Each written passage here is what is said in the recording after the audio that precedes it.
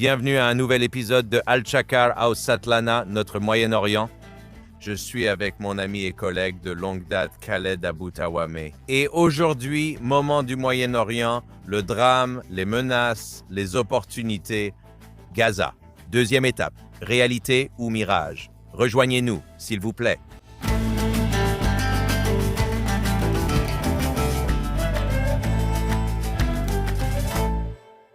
Khaled, nous sommes enfin à la deuxième étape.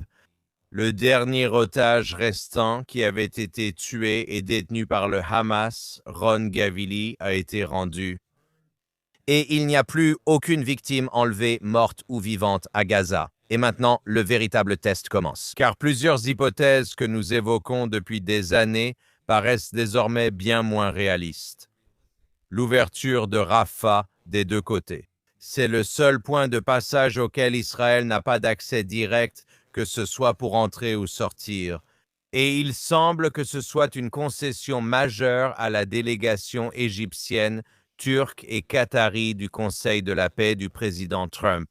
Qu'en penses-tu? Eh bien, Dan, je veux dire, nous sommes au seuil de la deuxième étape. Nous ne sommes pas encore passés à la deuxième étape. Nous n'avons vu aucun véritable changement sur le terrain alors que nous sommes assis ici et que nous parlons. Aujourd'hui, c'est jeudi. Rafah n'a toujours pas été rouverte, le gouvernement technocratique n'est toujours pas arrivé à Gaza et il y a beaucoup de choses qui doivent encore être finalisées. Cependant, supposons que ces choses vont se produire dans les prochains jours et il est également possible qu'elles se produisent. Tout d'abord, en ce qui concerne Rafah, Israël dit qu'il y aura une sorte de présence, une présence sécuritaire, pour s'assurer que le Hamas n'utilise plus le poste frontière pour la contrebande d'armes ou le passage clandestin de personnes. C'est très crucial, c'est très important. Donc la question de Rafah, du poste frontière, est un gros problème et je vais vous dire pourquoi. Parce que même si Israël a une certaine présence là-bas, n'oubliez pas que l'autorité palestinienne va aussi avoir une certaine présence. Et il en va de même pour le Hamas. Le Hamas sera présent indirectement. Le Qatar et la Turquie seront-ils aussi présents? Dans le passé, nous avions des Égyptiens, nous avions d'autres personnes à la frontière, y compris l'autorité palestinienne, et cela n'a pas empêché le Hamas d'utiliser le poste frontière pour faire entrer des armes. Donc, vous savez, nous devons voir quel type de mécanisme sera mis en place là-bas et si cela sera vraiment efficace et si cela empêchera le Hamas de se réarmer, de se regrouper. Jusqu'à présent, d'ailleurs, je veux dire, si vous regardez la situation sur le terrain, tous les signes montrent, et je parle à beaucoup de gens à Gaza, que le Hamas est en train de se réarmer, de se regrouper. Et vous savez, il continue de contrôler beaucoup des institutions à Gaza. Je parle des institutions de sécurité et civiles, pas seulement des premières. Nous attendons de voir comment ces questions seront mises en œuvre. Quel sera le rôle du gouvernement technocratique palestinien? Ils affirment être là pour superviser la reconstruction de Gaza et gérer le quotidien des Palestiniens. Mais qu'en est-il de la sécurité? Comment un tel comité peut-il fonctionner à Gaza alors que le Hamas en est le dirigeant et contrôle la sécurité? Je veux dire, ce comité devra compter sur le Hamas pour faire respecter la loi et l'ordre là-bas. Le Hamas refuse toujours de se désarmer. J'entends presque tous les jours des responsables du Hamas. La nuit dernière, c'était de Moussa Abou Marzouk, un haut membre du bureau politique du Hamas. Et il a dit que la question des armes n'est pas négociable, qu'elle n'a jamais été sur la table, et que si nous devons remettre nos armes, cela doit se faire par un consensus national entre les factions palestiniennes. Hamas souhaite négocier avec le djihad islamique palestinien, le FPLP et sans doute le Qatar en Turquie sur l'avenir de ces armes. Et toutes ces parties ne sont pas très enthousiastes à l'idée de voir le Hamas désarmé à nouveau. Nous devons attendre et voir. Écoutez, comment cela évoluera, personne ne le sait. Cela dépend de la détermination du président Trump. Je veux dire, le président Trump est le PDG du Conseil de la paix. Je veux dire, il est le Mouktar, oui, il est le Mouktar. Il dirige désormais Gaza et tous les regards se portent sur lui.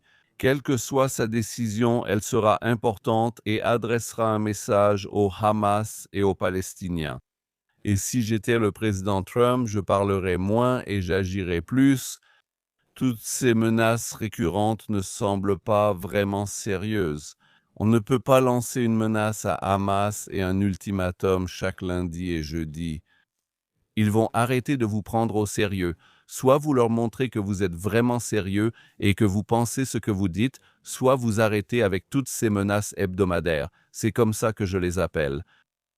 C'est vraiment vrai. Il y a beaucoup de jeux qui se jouent ici, mais je peux vous dire une chose. Ça, ce n'est pas un jeu. Ce que le président Trump a dit clairement, c'est que le Hamas sera désarmé. Il l'a dit très clairement et qu'il y aura une démilitarisation. Maintenant, où est le problème? Le problème, c'est la seule force. Seules les forces de défense israéliennes peuvent agir ainsi. Les États du Golfe et les autres membres du Conseil de la paix ne le feront pas. Ils n'enverront aucun soldat. Seule la Turquie a dit qu'elle enverrait, mais c'est un gros problème car Israël n'acceptera jamais que des soldats turcs désarment le Hamas. Vous savez, c'est comme si l'incendiaire éteignait le feu. Et donc, il reste essentiellement environ 95 jours selon les dernières déclarations de Jared Kushner au nom du président. Jusqu'à ce que, si ce gouvernement technocratique n'arrive pas à un accord avec le Hamas, Israël se prépare d'ailleurs. Israël contrôle également aujourd'hui 6% supplémentaires de Gaza. Donc Israël contrôle maintenant environ 58, 59%. Le Hamas contrôle 41%, 42%. Donc, on voit ce genre de manœuvre d'encerclement par Israël bien au-delà de la ligne jaune jusqu'à ce qu'il coince le Hamas. Mais ça va être la prochaine vraie étape, le prochain arrêt réel de ce trajet, si vous voulez. À Gaza, il s'agit de voir ce qui va se passer entre Israël et le Hamas, et cela va prendre du temps. Cela va arriver dans un certain temps. Je suis d'accord, mais quand on parle de désarmer le Hamas, qu'est-ce qu'on veut vraiment dire? Qu'est-ce que ça signifie? Est-ce que cela signifie que le Hamas renonce volontairement à toutes ses armes? Est-ce que cela signifie que le Hamas accepte de se séparer d'une partie de ses armes? Ou bien cela signifie-t-il que quelqu'un entre à Gaza et force le Hamas à remettre ses armes? Jusqu'à présent, je pense que nous parlons des deux premières options. Voilà pourquoi le président Trump menace encore. Il espère que le Hamas va volontairement se désarmer et cela n'arrivera pas. Ce qui pourrait arriver d'ailleurs, c'est que le Hamas remette quelques armes dans le cadre d'une mascarade, d'une mise en scène pour apaiser les Américains et donner l'impression qu'il y a une sorte de désarmement. Et arrêtez de me dire que le Hamas ne peut pas être désarmé et qu'ils sont nés avec des fusils dans les mains. Non, non, ils doivent non seulement être désarmés. Le Hamas doit cesser d'exister à la fois en tant que force militaire, entité civile et parti politique. De plus, il n'y a pas de place pour le Hamas dans l'arène palestinienne. C'est ce que le président Trump devrait rendre très clair, lui et le Conseil de la paix. Si vous négociez avec le Hamas, quand prévoyez-vous de vous désarmer? Pourriez-vous rejoindre une nouvelle force de police palestinienne? Acceptez la solution à deux États ou la coexistence et vous bénéficierez de l'amnistie. Pourquoi négociez-vous avec le Hamas sur l'avenir de Gaza après ce que le Hamas a fait, après que le Hamas a apporté la mort et la destruction à son propre peuple et à Israël? Vous devez être très ferme, très clair. Après le 7 octobre, le Hamas n'a plus le droit d'exister. Nous ne parlons pas seulement d'éliminer l'infrastructure militaire et terroriste du Hamas, le Hamas doit aussi être retiré des cœurs et des esprits du peuple palestinien. Cela nécessite un processus profond et complet de déradicalisation. Comme je l'ai mentionné et je le répète presque chaque jour, c'est la seule façon d'avancer. Ce n'est ni une AK-47 ni un pistolet. Vous devez Changer la culture. Vous devez extraire la mentalité et l'idéologie du djihad des cœurs et des esprits des gens. Ils n'ont pas besoin d'armes pour attaquer Israël, ils peuvent attaquer Israël avec un couteau, avec une hache, et s'ils ne les ont pas, ils tueront un juif à main nue. Et c'est de cela qu'il s'agit dans le djihad, c'est un djihad. Le djihad n'a pas besoin d'AK-47, il est spirituel. Il est en toi, il te motive et te pousse. C'est ce que les Occidentaux et sans doute le président Trump ne comprennent pas. Vous pouvez leur prendre toutes leurs armes, mais comment retirez-vous le djihad de leur cœur et de leur esprit? C'est la vraie question qu'il faut se poser.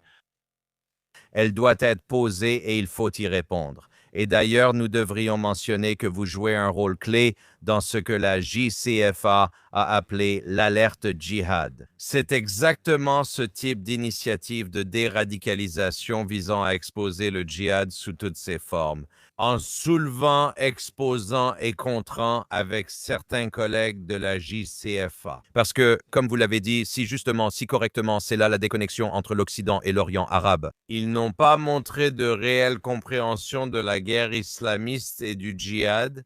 C'est pourquoi ils pensent que si vous ouvrez simplement le passage de Rafah, cela fera plaisir à l'Égypte. Envoyer de l'aide humanitaire, autoriser ce qu'ils appellent le désarmement, alors qu'il y a probablement 60 000 ou 70 000 armes à l'intérieur de Gaza. Ainsi, s'ils en abandonnent 20 000 ou 30 000, ils estiment avoir tout fait pour que le président Trump et son équipe soient satisfaits.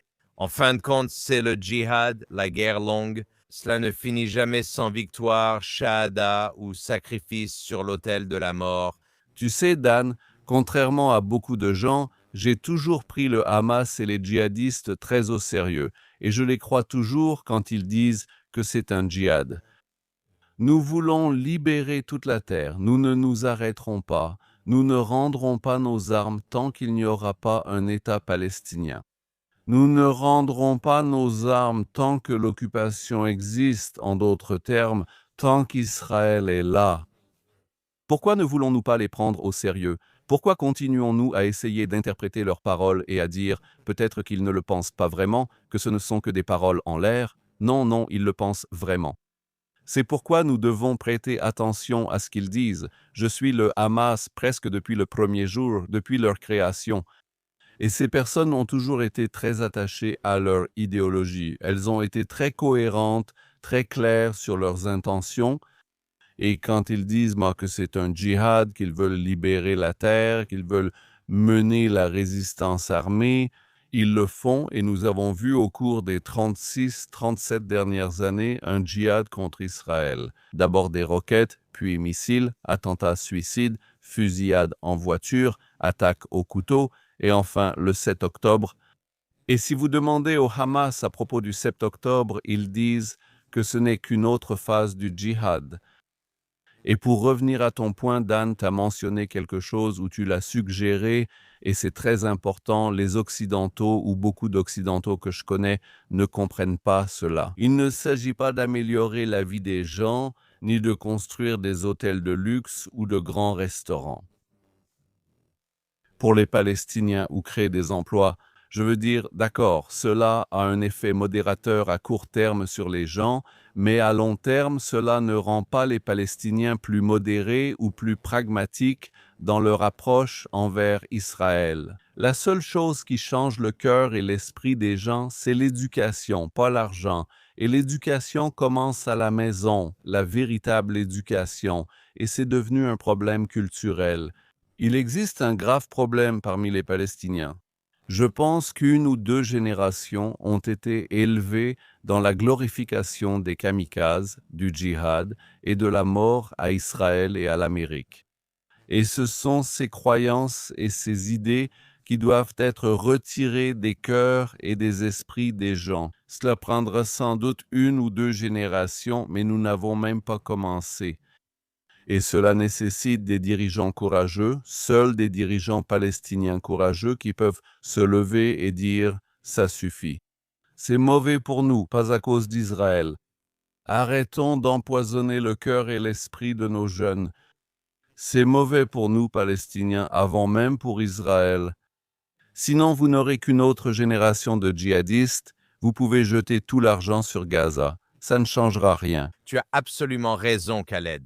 Et c'est là que ça m'amène à une question, je me demande, dans quelle mesure ce que tu dis est un idéal ou réaliste? Qui est ce leader du côté palestinien? Nous n'avons jamais vu un leader comme ça, personne qui s'en approche. Je peux dire une chose, Hani al-Hassan, qui était l'un des fondateurs de Fatah et qui a été impliqué dans des actes terroristes à la fin de sa vie. J'ai appris à le connaître un peu et nous avons eu plusieurs discussions à Jérusalem et il a dit, vous savez, j'ai complètement changé d'avis. De ce qu'ils appellent la résistance armée à la question de l'intérêt économique mutuel, ce qu'ils appellent l'économique.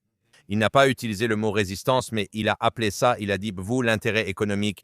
Il a dit cela signifiant construire l'avenir de la jeunesse et l'éducation. Il disait, et Kani était très sérieux à la fin de sa vie, à 81, 82 ans, et je me demande, y a-t-il quelqu'un d'autre que vous pouvez identifier qui possède vraiment cela? Je pense que c'est plutôt une vision occidentale concernant la vision pour la direction palestinienne et leur peuple, que ce soit en Judée et Samarie, en Cisjordanie ou à Gaza. Est-ce réaliste? Je trouve ici et là quelques personnes comme ça, Dan, aussi bien à Ramallah qu'à Gaza, mais ces personnes craignent de s'exprimer et je les comprends. Vivant sous l'autorité palestinienne ou le Hamas, n'hésiterais-tu pas beaucoup avant de t'exprimer? Il y a aussi cette peur de faire face à un retour de bâton de la rue palestinienne ou de la rue arabe, surtout sur les réseaux sociaux. Écoute, aujourd'hui, si tu vas sur les réseaux sociaux et que tu oses dire quelque chose qui, à leurs yeux, est politiquement incorrect, ou si tu oses critiquer, tu sais, l'incitation parmi les Palestiniens et l'endoctrinement, alors en moins d'une heure, tu auras 20 000 personnes contre toi. Ils te condamneront comme un agent sioniste, comme un traître, comme quelqu'un qui ne représente pas les Palestiniens, et tu seras humilié et intimidé. Et c'est quelque chose dont beaucoup de gens ont peur, mais il y a de très bonnes personnes, certaines sont en Amérique, d'autres en Europe. J'aimerais qu'ils reviennent et jouent un rôle positif. Je ne vois pour l'instant pas d'alternative au Hamas et à l'autorité palestinienne. Coincés entre deux pouvoirs, le Hamas est mauvais, mais qui a dit que l'autorité palestinienne vaut mieux?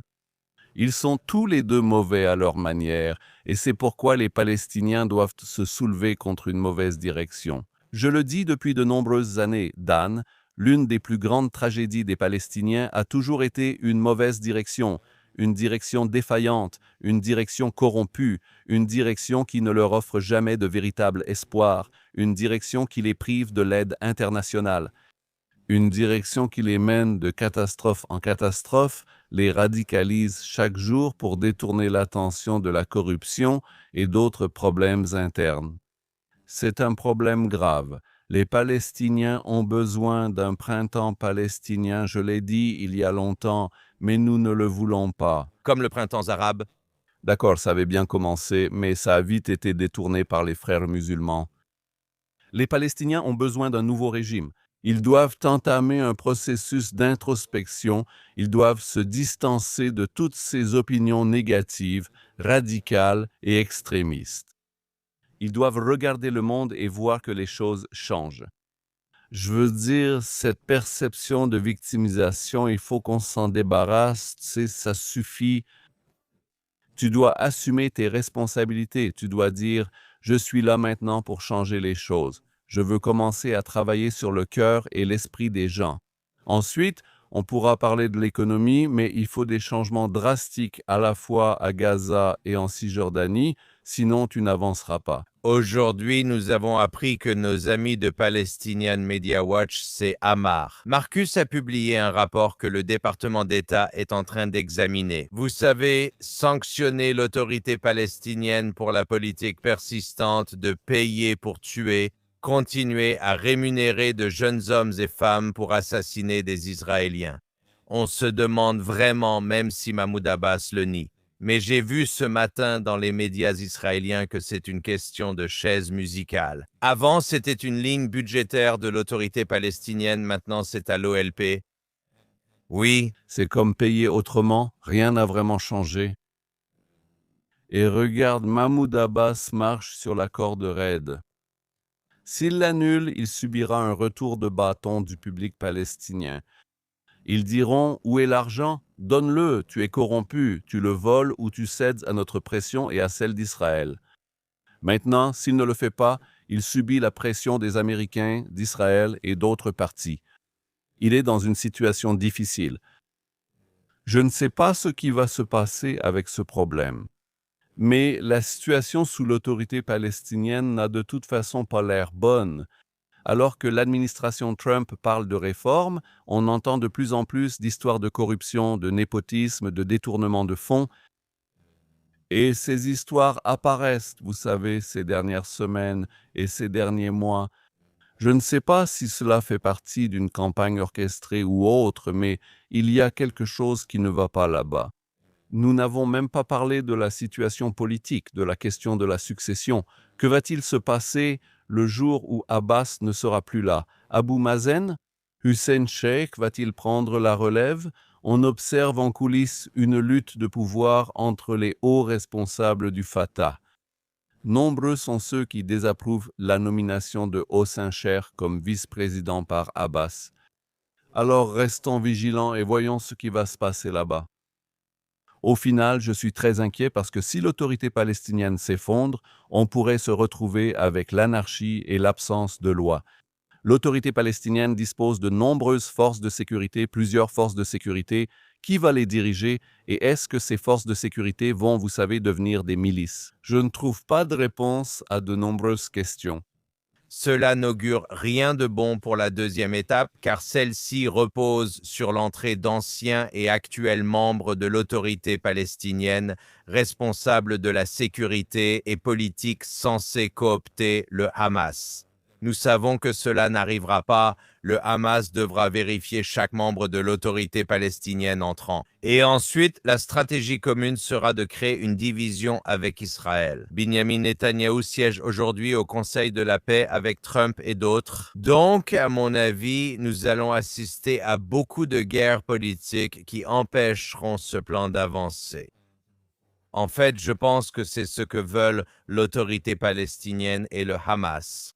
Ils reçoivent de l'argent et une reconnaissance internationale comme le souhaitent Arafat et Mahmoud Abbas depuis 50 ans, mais restent inactifs et blâment ensuite Israël. Bien sûr, de regarder, le Hamas et l'autorité palestinienne savent que des milliards vont arriver à Gaza. Et ils feront tous les deux de gros efforts pour mettre la main dessus. Le Hamas a accepté la présence du gouvernement technocratique à Gaza, mais gardera un gouvernement fantôme. Ils seront là, ils vont le superviser, ils vont le surveiller, ils seront aux commandes et ils utiliseront le gouvernement technocratique comme un outil de détournement de fonds. Et pour voler une grande partie de l'aide internationale et la rediriger vers d'autres objectifs. L'autorité palestinienne attend aussi.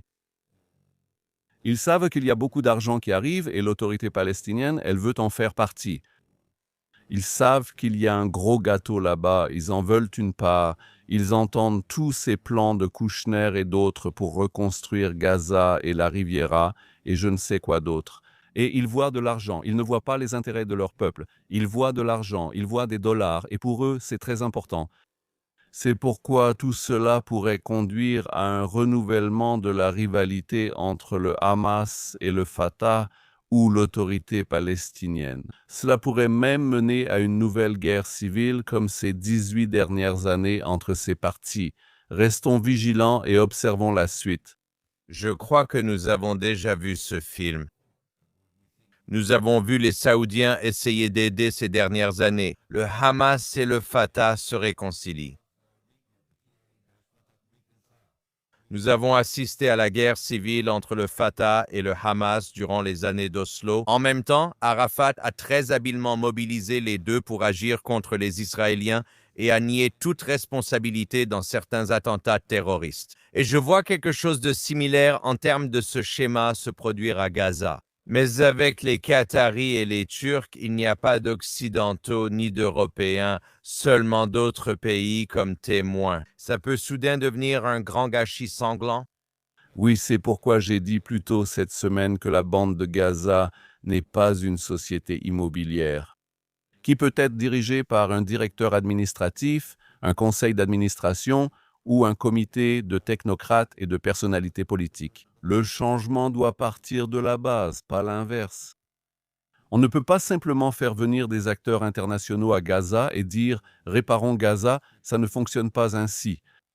J'aurais préféré voir les Palestiniens se révolter contre le Hamas. Je veux voir les Palestiniens chasser le Hamas. Ce n'est pas ce qui se passe, mais tu sais pourquoi ce n'est pas le cas? Tu l'as déjà dit dans cette émission parce que les gens n'ont pas confiance qu'il y ait un shérif dans la ville. Oui, Il y a un vide? il y a un vide et ils ne sentent pas la communauté internationale réellement déterminée à éliminer le Hamas. Ils voient la communauté internationale négocier avec le Hamas sur l'avenir de Gaza. Les gens font attention à leurs paroles, à leurs actes et attendent. Vous verrez les gens se soulever contre le Hamas seulement lorsqu'ils sauront qu'il y a une volonté très forte et un plan pour détruire le Hamas et se débarrasser du Hamas. Et c'est quelque chose qui n'arrive pas pour l'instant. Donc, je pense vraiment que c'est une discussion qui doit aussi être élargie et partagée avec les décideurs, parce qu'en même temps, Jared Kushner, un jeune homme très compétent et talentueux, a réalisé une représentation 3D de ce qu'il appelle la Nouvelle Gaza, qui devrait ressembler à une ville du futur valant plusieurs milliards de dollars. En même temps, il y a ici une déconnexion, parce que, en fait, le seul véritable changement sociétal ne peut venir que de la base vers le sommet. Il faut que 2 millions de Gazaouis adhèrent à la nouvelle Gaza, et pour eux, c'est un véritable choc culturel. Cela me rappelle, Dan, tous les discours après le retrait israélien de Gaza en 2005. Si tu te souviens, il y avait tous ces discours des Israéliens, des Palestiniens et d'autres acteurs. Transformons Gaza en Singapour du Moyen-Orient. Invitons les États du Golfe à construire des maisons. Faisons-en un nouveau Hong Kong. Tout ira bien et les plages seront aménagées. Et ce qui s'est passé à Gaza, tu sais, nous savons tous ce qui s'est passé à Gaza. Donc, comme tu l'as justement dit, il faut que les Palestiniens soient impliqués. Et si tu veux que cela se produise, il faut éliminer tous ces éléments extrémistes, tous ces groupes terroristes qui opèrent à Gaza. Il n'y a pas que le Hamas, 5 à 7 autres groupes y opèrent aussi. Il faudra beaucoup de temps avant que tu commences à parler de tous ces projets grandioses. Tu dois nettoyer la zone et vérifier l'absence de terroristes. Les investisseurs n'iront pas à Gaza quand ils voient des hommes masqués tirer sur des gens dans les rues et quand ils voient qu'il n'y a pas de véritable gouvernement là-bas. Quand ils voient les djihadistes au pouvoir, ça ne marche pas comme ça. Absolument. Et Khaled, tu sais, cela m'inquiète. Création du Conseil de la paix, d'un gouvernement technocratique, de l'exécutif et d'une force de stabilisation internationale. Il existe 5 organes différents dans ce cadre. Cela ressemble à une société immobilière publique américaine déguisée en entité diplomatique, et le problème, c'est que cela suscite des attentes. Le monde attend que la nouvelle structure de Gaza produise des résultats, alors que la situation reste celle du même Gaza djihadiste. Mais avec plus d'attentes, et au final, cela finit par aller à l'encontre du réalisme auquel Israël est confronté en matière de sécurité et de sa nécessité de se défendre. Parce qu'alors Israël devient reconnu comme l'obstacle à la paix, comme non seulement l'obstacle à la paix, c'est ce que j'essaye de dire ici. Pourquoi? Parce qu'il adopte un point de vue très réaliste pour défendre son propre pays, juste à côté. Et donc, le large fossé entre l'attente créée par ce Conseil de la paix et cette vision pour l'avenir. Et ce qui se passe réellement sur le terrain dans le contexte du djihad crée une explosion en soi. Oui, plus les attentes sont élevées, plus la déception est grande, La déception, et c'est pourquoi nous devons être très prudents. Je veux dire, tu publies tous ces plans et tu donnes aux gens l'impression que Gaza sera le nouveau paradis du Moyen-Orient, et la vie va être différente.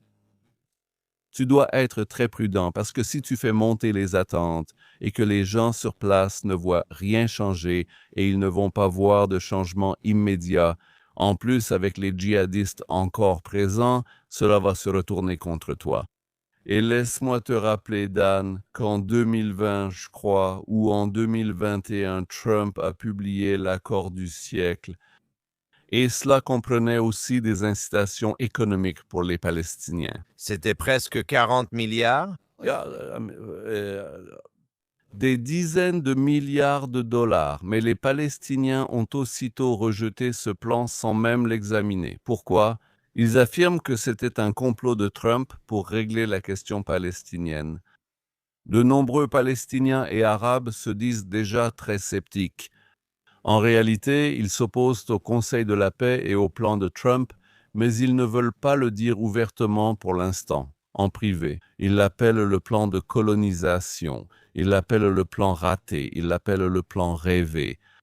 Mais ils le laissent faire, ils permettent que cela se produise parce qu'ils ne veulent pas s'y opposer.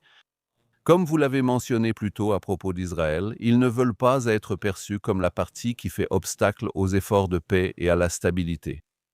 Nous devons nous rappeler, au bout du compte, la principale stratégie du Hamas en ce moment est de rester au pouvoir pour s'assurer qu'il continuera à diriger Gaza dans la période d'après-guerre.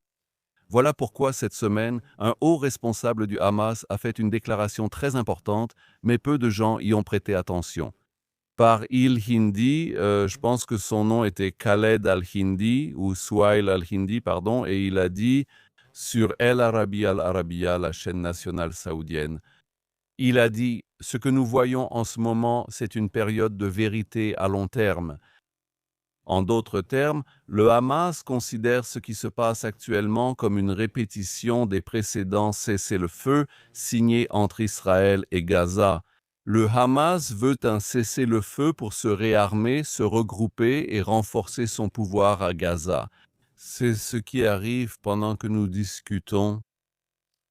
Eh bien, je pense que le point d'exclamation de notre discussion aujourd'hui est caveat emptor, comme on dit que l'acheteur se méfie de ce qui est vendu à Gaza. Un avertissement très sain qui est culturellement et contextuellement pertinent, et c'est exactement ce que nous essayons d'accomplir. Sur Alashak Satlana, notre Moyen-Orient, nous voulons montrer le vrai Moyen-Orient à l'Occident. Et pourtant, je pense, et ici, nous avons une autre discussion, je pense, très positive, une mise en garde, et d'un côté, rester toujours quelque peu optimiste, mais réaliste, et je pense que c'est Réaliste, Dan. réaliste est le mot-clé. Merci Dan, Khaled et notre public fidèle de nous rejoindre. Soyons réalistes. Merci.